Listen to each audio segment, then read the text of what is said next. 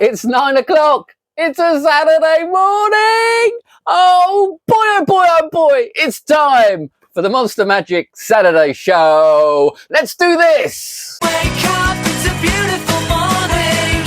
Feel the sun shining for your eyes. Woo-hoo. Or should I say, woo-hoo-hoo.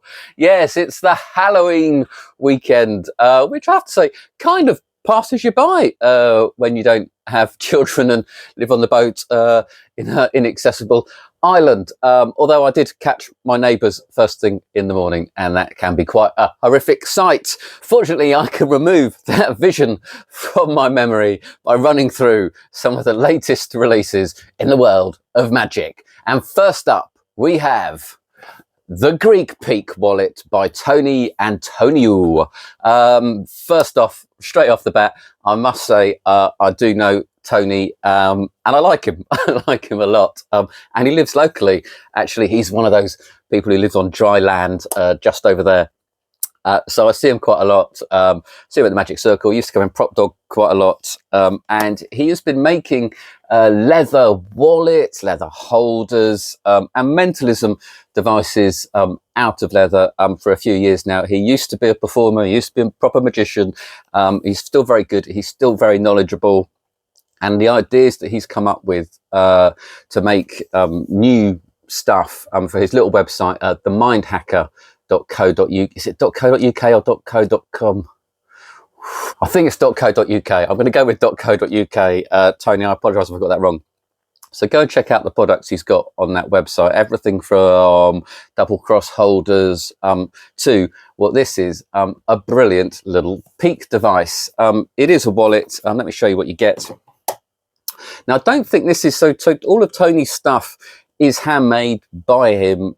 It's priced accordingly. Good quality leather, really well stitched, all by Tony himself. This, I feel, has been mass produced from an idea of his. So a slightly different product to everything else he's been releasing. And actually, he's kept everything to himself just on his website. He's never gone through a dealer before. So this is a very new thing for Tony. And this is the wallet, shall we call it. It's more of a card holder with a money clip on the back. This is how it arrives. I'm not too sure.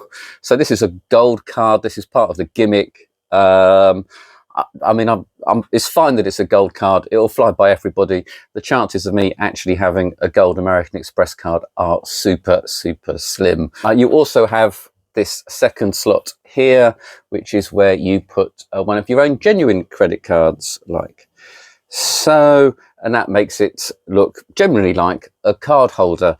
And on the back, you've got a clip for your money. This is pretty useful. Hang on, let me just get a £5, no expense spared. And this is pretty useful, not only if you're going to be using this as your everyday wallet, because you can keep your banknotes on there, but it's also useful for some of the motivation for getting the peak later on. And this clip is surprisingly tough to open. I am very certain that this is nice and secure. You can probably slide it out, but it's never going to fall out. Honestly, to pull this clip up requires the strength of the late Jeff Capes. As you can see, it is pretty much simplicity in itself, both as a wallet and as a peak device. The idea is that you'd have your business cards here, or a billet, or anything you want someone to write on. It would have a blank back. This doesn't. This is actually Rob Earie's business card, not mine. I have a blank back. You'd hand it to your participant.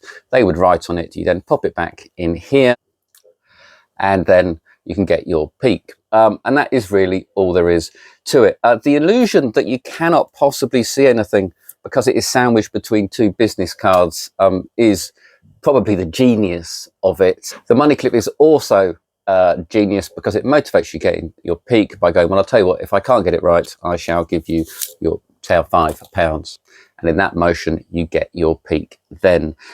Tony runs through on the tutorial, which is very, very thorough. He runs through 3 or 4 different ways, whether you're picking it up from the table, whether you're just turning it over, passing it from hand to hand, various ways of getting the peak. And it is a full billet peak, you see absolutely everything.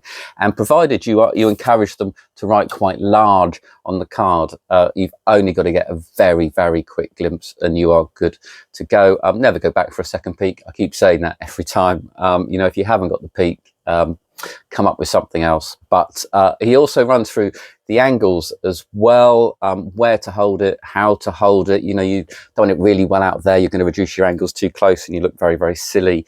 And how you can gesture with your hands as well to cover angles a little bit. But as with most peaks of this nature, you pretty much don't want anyone more than 180. You want people in front of you, to be honest, certainly no one looking over your shoulder. And it is basically super easy to use. Like I say, the money clip gives you some good motivation. Tony also talks about just passing it from hand to hand. And actually, that's probably one of the best bits on the tutorial is Tony's handling tips, Tony's motivation for even using a billet, for putting it back in the wallet.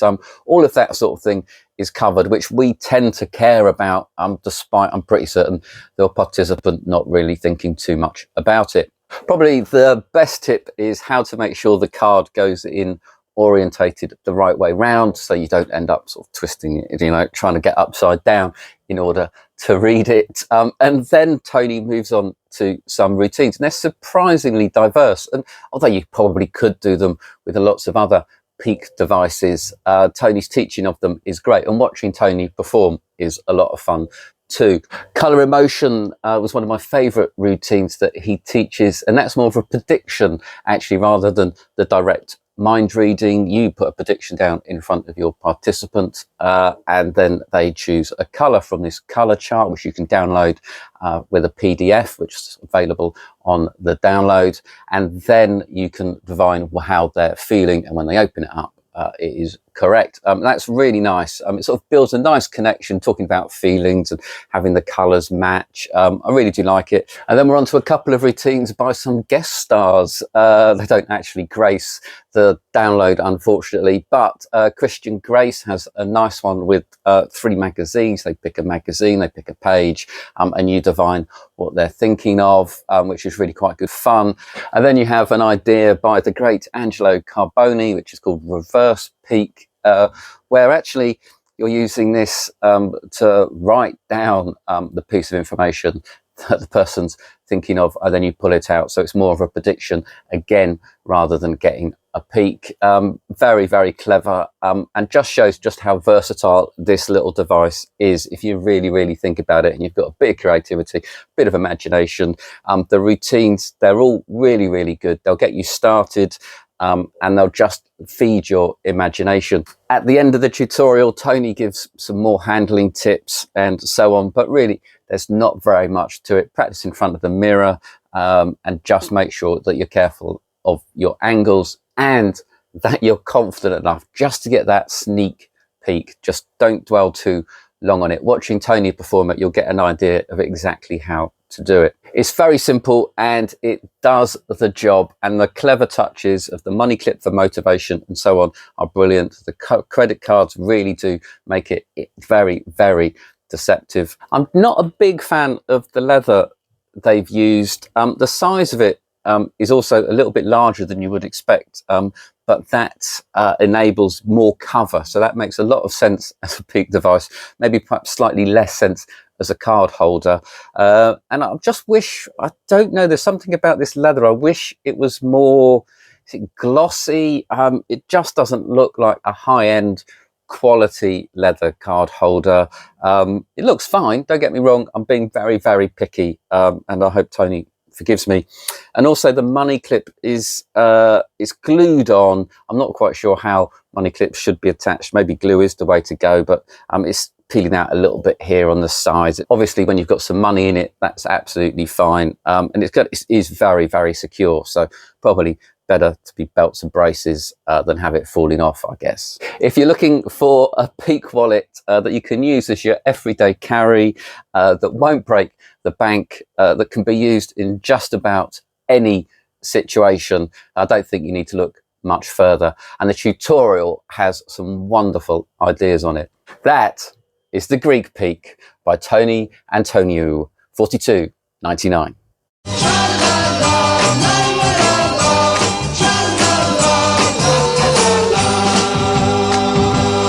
Next up, we've got Stephen Tucker's Alpha to Omega. If you don't know who Stephen Tucker is, he was huge in the 80s and 90s, which was probably my heyday in Magic, when I was sort of first entering Magic and becoming more proficient and taking it more seriously. Stephen Tucker was my man.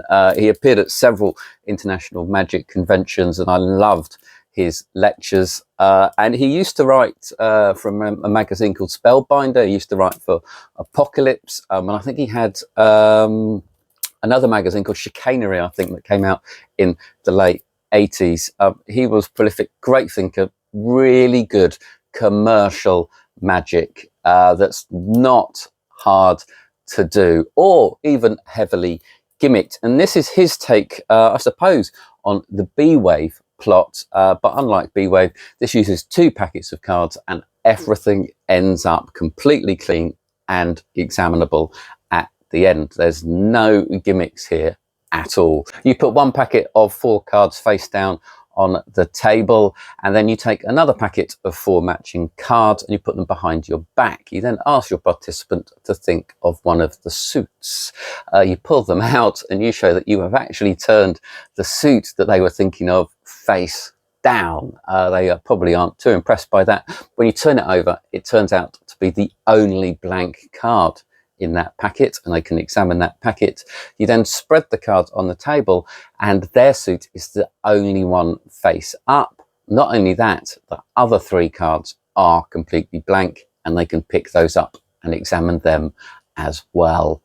It is a multi-phased routine. I will say there is one slight in it. You do have to do a palm, but you do that palm, or you prepare for that palm, or you put it into palm behind your back, so you can be absolutely sure that that is covered. And when you bring it out, there's plenty of motivation. There's your hand, you know, you are distracting them. They are misdirected away from your dirty hand throughout. The first bit where you bring out the packet and you show that you've turned their card face down is a nice lowering of their expectations, which is sort of both funny, but it piques their curiosity as well. And then you bring them up and then you hit them with it being the only blank card. Then you hit them with the fact that you've predicted that was the suit they were going to choose and that all the other cards are blank. And then they can examine absolutely everything. It's genius. It's a genius piece of routining. So obviously with routining, you build people up and up and up and it hits a crescendo. If you bring them down first, there's a further distance for them to travel. You can, if you lower their expectations and then exceed them, they have traveled further in that emotion, which is great. I'll show you what you get really, which is this plastic wallet here with the cards in. So in this case, I've got jacks. These will be different. It doesn't matter. I suppose most people might prefer aces, but it really doesn't make any difference. And actually, I think, although aces are sort of more elegant, the more ink you've got on these cards, possibly the better for the change when they turn blank. And there's nothing to it, really, to be honest. If they wear out, if you lose the cards, you can simply replace them as long as you've got the instructions. The tutorial is by Liam Montier, and he runs through the basic handling first, or the most simple handling, as it were. Then he runs through a couple of others, and then at the end, you have the great Stephen Tucker showing the original version. Personally, I think I prefer the original version, even though it might be slightly harder, not much, but I think it adds just a little something and makes the trick slightly more coherent, but it's certainly up to you. It is powerful no matter how you do it. There is almost no reset whatsoever other than scooping up the cards after they've been examined. And let me emphasize this, it is a completely free choice that your participant has. There's no equivocate or equivoke at all. It is super clean. As there are no gaffes, you are simply paying for the plastic wallet and 8 cards that you may already have in your possession. But believe me, I think this routine is well worth investing in.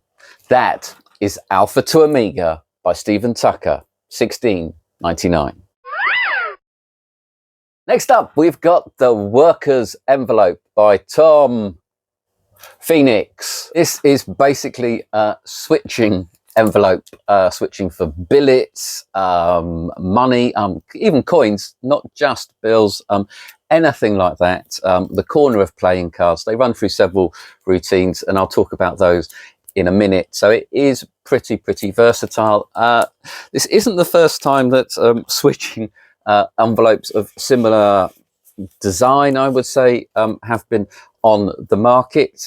Special Delivery by David Regal springs to mind. Unbelievable by Jeff Kaler, and Dream Prediction by Paul Romney, for example, all sort of have a similar principle.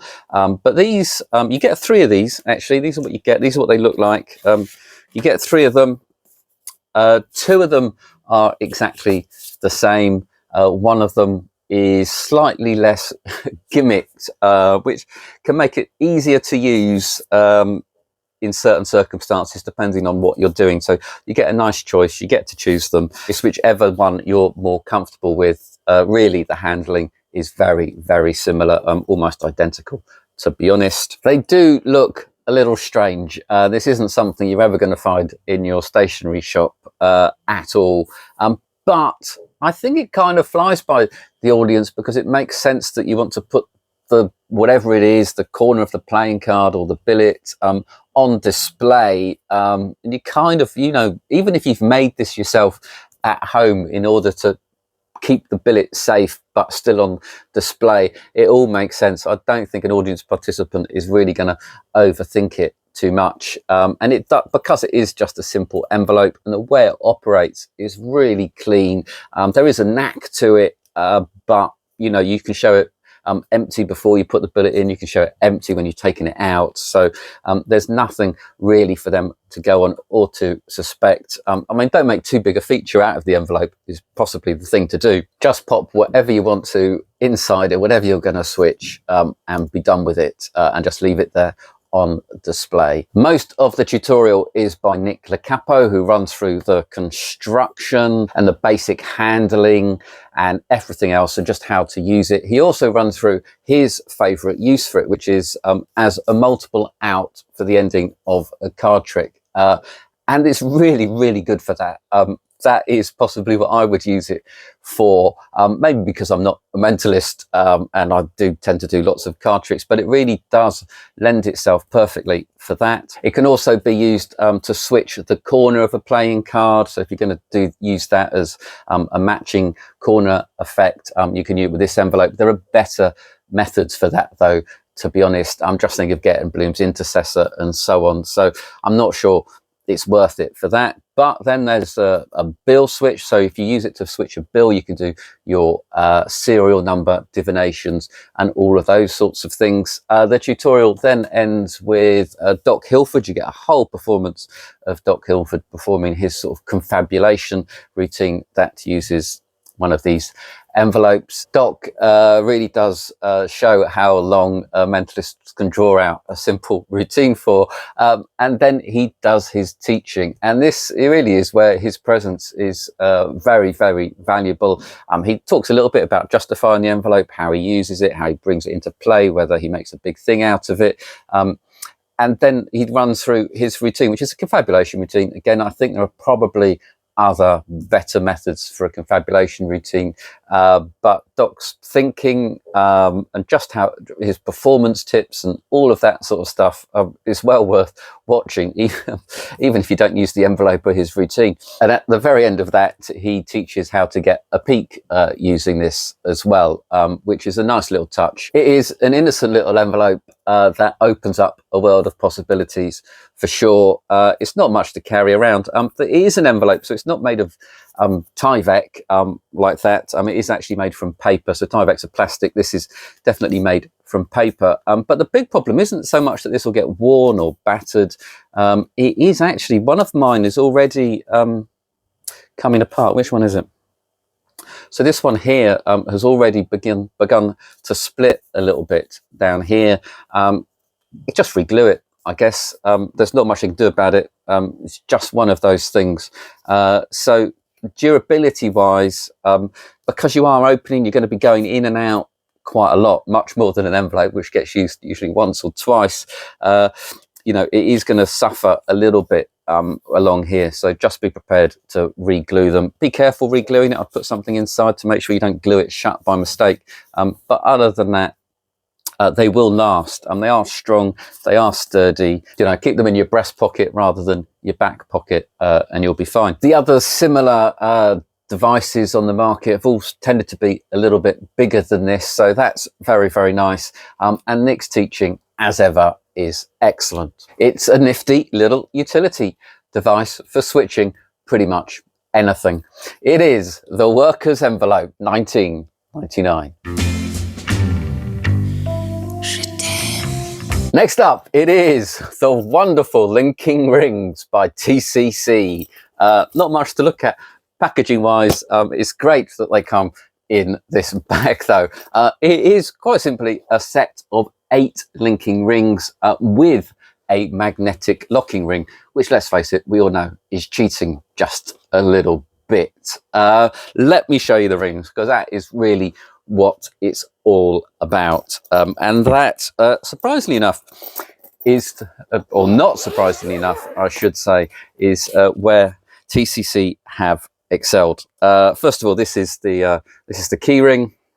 As you can see, it's pretty much very easy to display. Not much to see. Anything is secret wise is really, really well hidden. And then you have the other rings. So what you get in the set, let me just show you, is you get 2 separates, the linked and the linking 3. All brilliant. Now, what is going to amaze you at first when you pick these up is the weight. They are super, super light. Now, you might think that's a disadvantage. If you've never done a linking rings before, you may not know, but the lighter, the better. It really does help with a lot of moves, a lot of the manipulation. You don't need to have massive fingers like bananas full of muscles to twist them around and to display them. Also, if you're going to fly around with them, you're going to be carrying them around, it's a bit easier for that as well. But for a lot of the things, when you want to be sort of holding them and twisting them, lightness. So to do this, if this was a heavy solid steel ring, you know, that would be a strain. You can also swing them easily. You do lots of things just with the tips of your fingers, so you don't have to grasp them. There's no great strength involved, basically, is what I'm saying. So that is really clever, and that will amaze you when you pick these up. You'll go, woo! It feels almost like they're made of polystyrene, but they've still got the great sound, which is what you also want from the rings. If you've ever done the linking rings, you know it's great. It's visual, it's audible, it's clear for you to see, it's clear for everybody to understand. There are so many reasons why the linking rings has been around for so long. You know, any lighting conditions, pretty much any performance space. There's nothing really to go wrong with it. There's no setup. You're an instant reset. As long as you know your routine, you can do it just about anywhere at the drop of a hat. And it's very clear. It doesn't require, you can just do it to music. It doesn't really require any explanation as to what's going on, so it works internationally as well. Having said all of that, and understanding it, I just don't like the linking rings. I really don't. For me, it is, you are basically, every routine I've ever seen pretty much, I'm going to give a few exceptions, you are pretty much running because you are being chased the entire time by the audience who know exactly how it must be done. And you are simply just trying to disprove their correct assumption right from the start. And so for me, I find it just a little bit of a frustrating routine. There are exceptions. There's Mike Cavaney's linking coat hangers, which I've got some very, very clean displays, and it's just really nice and just a really, really amusing routine. And also George Blake, who in his book, Comedy Magic, I think it was called, back in 1966, had perverse Chinese linking rings where they would link unwittingly to him when he least expected it. And it's just a really, really funny routine. I urge you to look it up. You know, you get scissors caught on them. It probably influenced Mike Caveney's routine, to be honest. He gets caught in his buttonhole. All sorts of things like that happen. And for me, that changes the routine a little bit, away from the method the entire time and away from sort of slightly showy-offy elegance of it that can happen. Unfortunately, to back me up on that, Harry Anderson, in his book, Wise Guy, says once you've linked 2 rings, you better think about putting them away, because the trick is essentially done at that point. So now I've knocked the routine to its very core, I just want to say that these are so beautiful and so nice. It's such a lovely, lovely set of props. I could maybe be swayed. I do really, really want to learn the linking rings just from handling these. And then you've got Axel Hexlow, and then you have the tutorial by Axel Hexlow, which has some beautiful, beautiful moves in it that I hadn't seen before, that suddenly I was just trying out, just for the fun of it. What you get is the basic moves. He starts off with the basic moves. He starts off how to use the magnetic locking ring, the displays, the first crash links, silent links, probably all of the major moves with these 8 rings. He doesn't teach a full routine. If you want a full routine, your best bet is to look at elsewhere. Di Vernon, Symphony of Rings, for example, immediately springs to mind. George Blake, as I mentioned, but also Axel Hexlow has a download on his website, which is about £50, and that'll give you a beautiful, beautiful routine to perform. So, and also really just learn some moves, do some research, and put your own routine together. I wouldn't make it too long. Like I say, once the first link's done, people have got the idea, move on. There are plenty of routines with just 2 rings, which are just as entertaining for me. I wasn't really expecting to learn anything from the tutorial, but Exo has this brilliant move called change of perspective, where a swinging ring links silently. It is gorgeous. The bottom line is, I don't think you're going to find a better set of linking rings than this. Certainly not for the money. You can pay almost this much for a set of 8-inch linking rings that are heavy and hard to wield. They're too thin. So the thickness of this is really good to grip as well. The sound is great.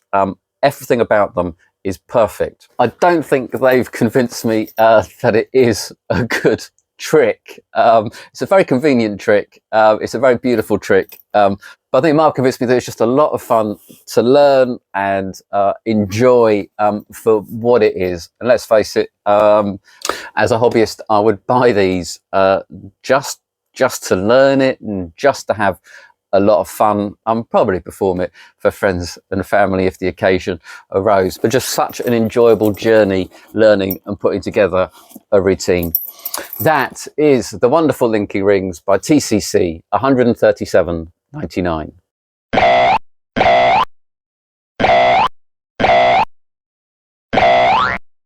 Finally, it is Pendemonium by Dan Garrett. This is actually quite an old routine. I believe it came out first time it was published, probably around 1996. As is, it is based on, well, Jerry Andrus was the man who really made the linking pins, linking safety pins popular pretty much throughout the 80s.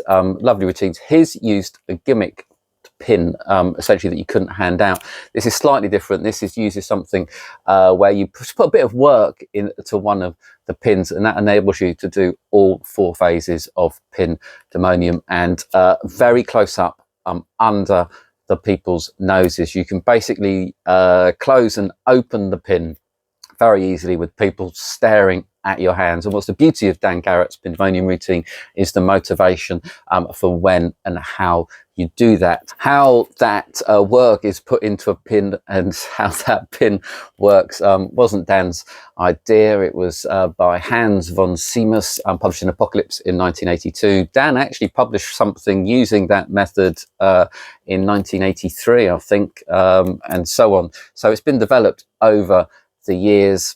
The routine is that you show that you have 2 safety pins and you can have them examined if you wish. You then clearly link one inside the other and it penetrates and comes off.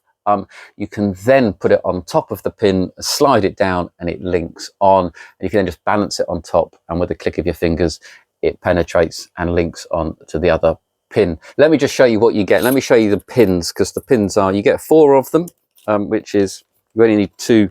Oh, one's stuck in there. You only need 2 per routine, and really they are just the normal safety pins, but they're a really good size. This is the ideal size. You can use it close up, probably even work for parlour if you're entertaining a whole table or a nice group of 10 or 15 people. These are very easily visible. And that's really it. And then the rest of it is just the knack of using the gimmick pin that you've gimmicked. And that is all taught by Eric Tate, who runs through exactly how to make the gimmick at the start of the tutorial.